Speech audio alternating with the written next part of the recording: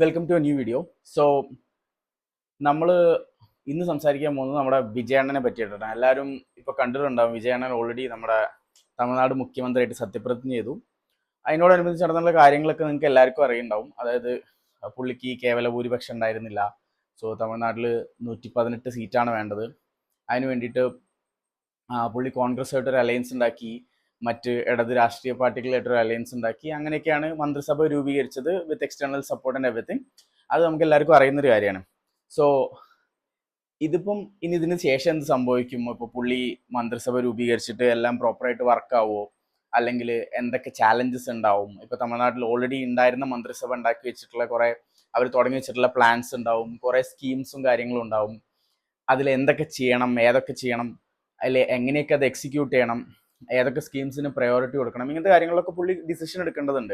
അപ്പോൾ പുള്ളി മാത്രമല്ല, വിജയുടെ കൂടെയുള്ള മന്ത്രിസഭയിലുള്ള ബാക്കി മന്ത്രിമാരും എം എൽ എമാരും ഒട്ടുമിക്ക ആൾക്കാരും പുതിയ ആൾക്കാരാണ്. അപ്പോൾ ഇവരെല്ലാവരും വളരെ പുതിയ ആൾക്കാരായതുകൊണ്ട് ഇവർക്ക് ചില കാര്യങ്ങൾ ഇംപ്ലിമെന്റ് ചെയ്യാൻ പറ്റിക്കൊള്ളണമെന്നില്ല, അല്ലെങ്കിൽ പ്രോപ്പറായിട്ട് സംസാരിക്കാൻ വരെ സാധിച്ചോളണമെന്നില്ല. ഇപ്പം എന്തെങ്കിലും ഒരു ഇഷ്യൂസ് ഒക്കെ വരികയാണെങ്കിൽ അതിനെ എങ്ങനെ അഡ്രസ്സ് ചെയ്യണം, അത് പബ്ലിക് അപ്പിയറൻസിൽ എങ്ങനെ അതിനെ ഹാൻഡിൽ ചെയ്യണം എന്നുള്ള കാര്യങ്ങളൊന്നും ചിലപ്പോൾ അറിയുണ്ടാവില്ല. ഓഫ് കോഴ്സ് വിജയ്ക്ക് അത് അറിയുണ്ടാവും, കാരണം പുള്ളിയാണ് മുന്നിൽ നിന്ന് ഐ പാർട്ടീനെ ഇപ്പോൾ ഇങ്ങനത്തെ ഒരു സ്റ്റേജിലേക്ക് എത്തിച്ചതും എല്ലാ കാര്യങ്ങളും ചെയ്തതും അല്ലേ. അപ്പം ആള് മാത്രം ചെയ്താൽ പോരല്ലോ, ബാക്കി എല്ലാവരും ചെയ്യണം. അപ്പോൾ അത് എങ്ങനെ ചെയ്യും, അത് എങ്ങനെ ഇംപ്ലിമെന്റ് ചെയ്യും, ബാക്കിയുള്ളവരൊക്കെ എങ്ങനെ കൂടെ നിർത്തും എന്നുള്ള കാര്യങ്ങളൊക്കെ ഇനി നമുക്ക് ഫ്യൂച്ചറിൽ കാണേണ്ട കാര്യങ്ങളാണ്, അല്ലെങ്കിൽ കണ്ട് ബോധ്യപ്പെടേണ്ട കാര്യങ്ങളാണ്. അവരുടെ പാർട്ടീൻ്റെ പ്രകടന പത്രികയിൽ കുറേ കാര്യങ്ങൾ പറഞ്ഞിട്ടുണ്ട്.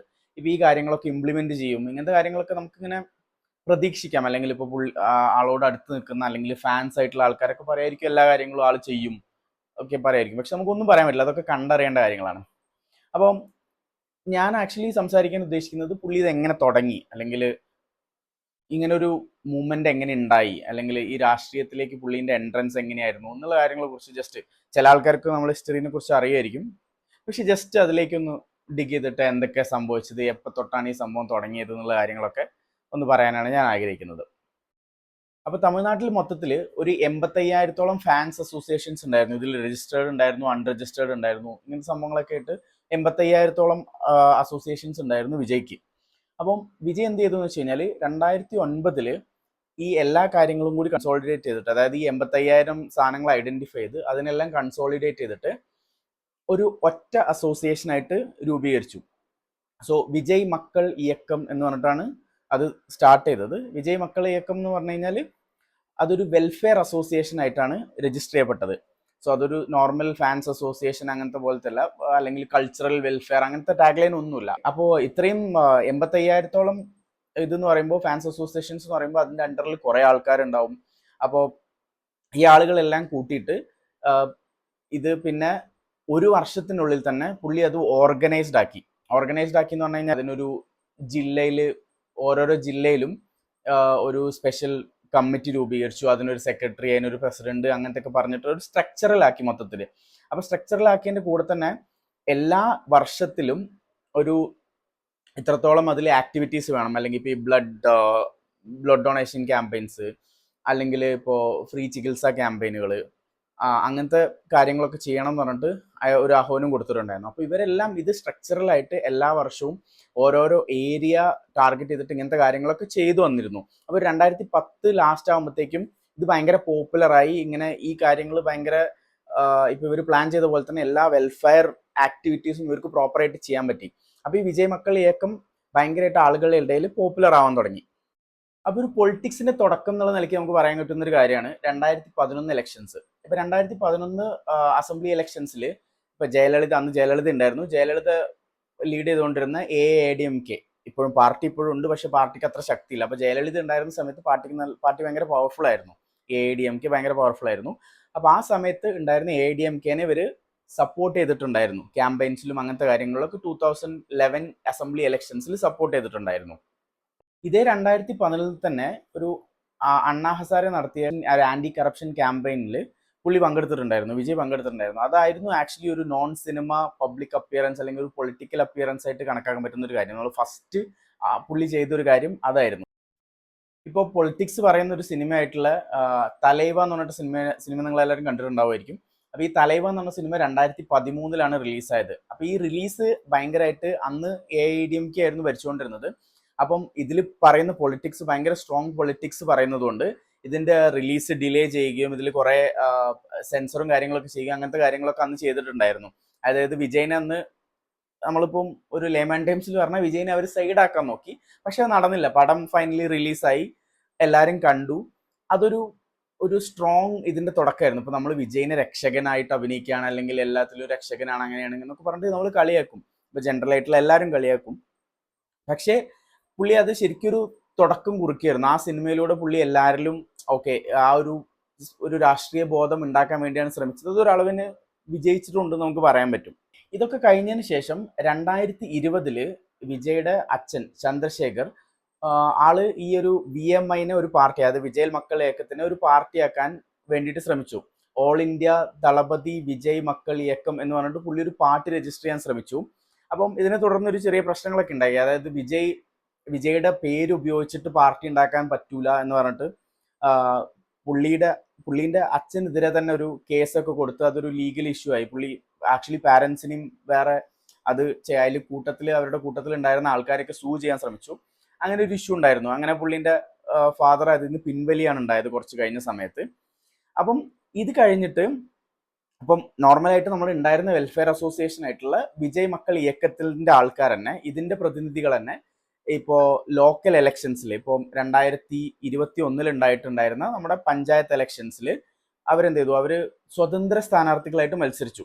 ഐ മീൻ ഇതൊരു രാഷ്ട്രീയ പാർട്ടി ആയിരുന്നില്ല. VMI ഒരിക്കലും ഒരു രാഷ്ട്രീയ പാർട്ടി ആയിരുന്നില്ല, ഒരു വെൽഫെയർ അസോസിയേഷൻ ആയിരുന്നു.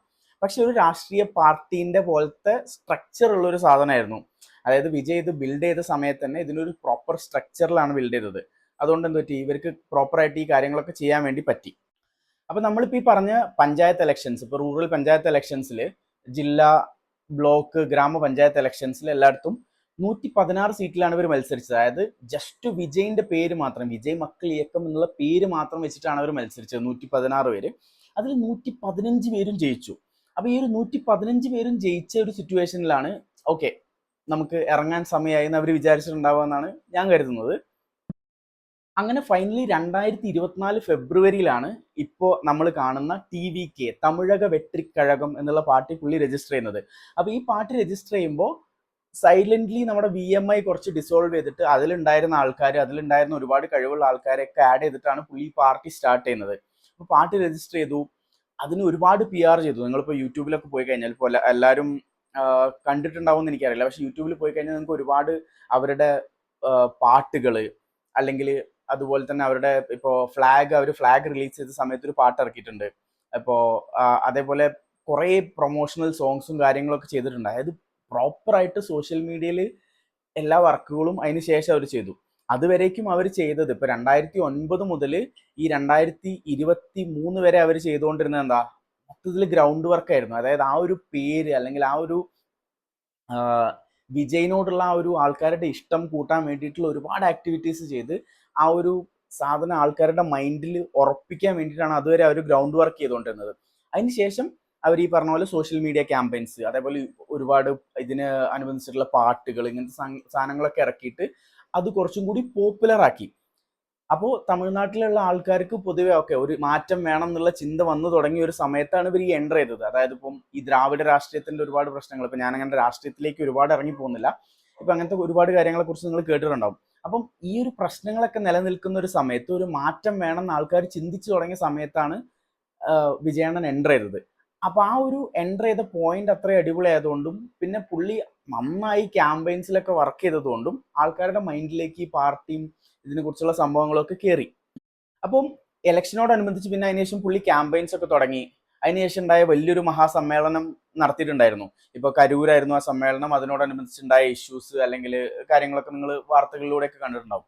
അതായത് 1 ലക്ഷം പേർക്ക് വേണ്ടി മാത്രം പ്ലാൻ ചെയ്തൊരു പരിപാടിയിൽ 8 ലക്ഷത്തോളം പേര് പങ്കെടുക്കുകയും അത് ക്രൗഡ് കൺട്രോൾ ചെയ്യാൻ പറ്റാത്ത ഒരു സ്റ്റാമ്പേർഡിൽ ഒരു 10-40 പേര് മരിക്കുക, അങ്ങനെ കുറെ ഇഷ്യൂസ്, അതിനോടനുബന്ധിച്ച് കുറെ ഇഷ്യൂസും കാര്യങ്ങളൊക്കെ ഉണ്ടായി.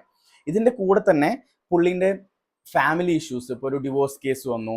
അതിനുശേഷം ഇപ്പോൾ ഒരു നടിയുമായിട്ടുള്ള ബന്ധത്തിനെ കുറിച്ച് പറഞ്ഞിട്ട് ഒരുപാട് ന്യൂസ് വന്നു. ഇതൊക്കെ മീംസിൽ നിറഞ്ഞു നിന്നു. സോഷ്യൽ മീഡിയയിൽ ഭയങ്കര ഒരു നെഗറ്റീവ് പബ്ലിസിറ്റിയിലേക്ക് പുള്ളി പോയി.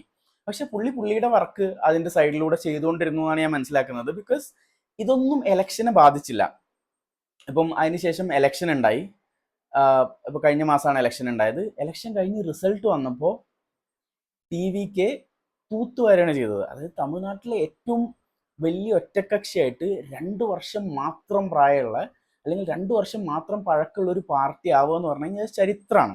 ഇതുവരെ ആരും അങ്ങനെ ചെയ്തിട്ടില്ല. ഇപ്പം കുറെ ആൾക്കാരൊക്കെ പറയുമായിരിക്കും MGR ആണ് ഇങ്ങനെ സിനിമയിൽ നിന്ന് വന്നിട്ട് സക്സസ്ഫുൾ ആയിരുന്നു. പക്ഷെ MGR ഒരു പാർട്ടി പിളർത്തിയാണ് വന്നത്. ഇപ്പം പഴയ DMKയിൽ ഉണ്ടായിരുന്ന ആള് ആ പാർട്ടി പിളർത്തിയിട്ടാണ് വേറൊരു ഘടകം ഒക്കെ ഉണ്ടാക്കിയിട്ടാണ് വന്നത്.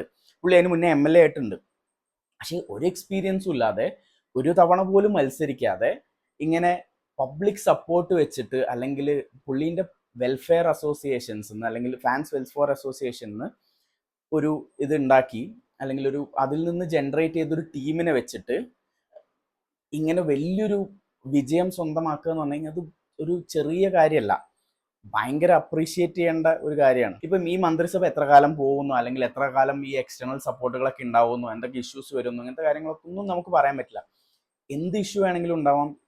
പക്ഷേ ഈവൻ ലൈക്ക് ഒരു വർഷം മാത്രമാണ് ഈ മന്ത്രിസഭ നിലനിൽക്കുന്നതെങ്കിൽ പോലും ഹി ഡിസേർവ്സ് റെസ്പെക്ട്.